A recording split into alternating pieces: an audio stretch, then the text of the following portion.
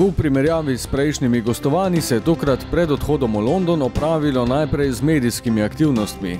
Na mariborskem letališču so pričakovanja pred mikrofoni pred četrto tekmo Lige Evropa strnili trener in dva reprezentanta, vsi dobro razpoloženi in prepričani, da so kos zahtevni preizkušnji.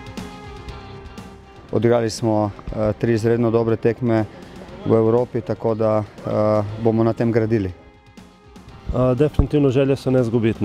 Zdaj, kar nam bo ponujeno na igrišču, bomo tako in tako videli na dan tekme.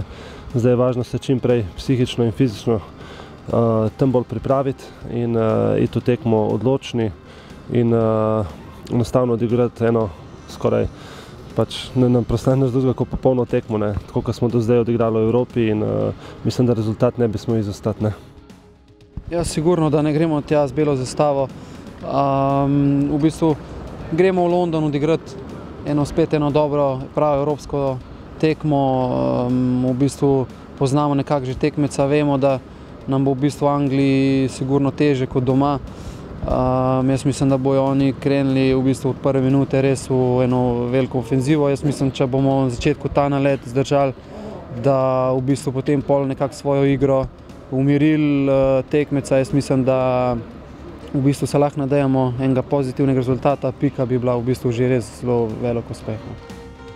Po dvournem mirnem letu pa se je vijoličasta odprava namenila v severni London.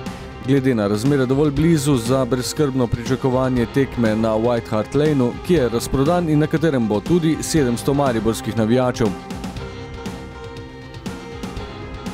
Večerni trening pa je minil v spoznanju, da so vsi nogometaši nared za novo preizkušnjo.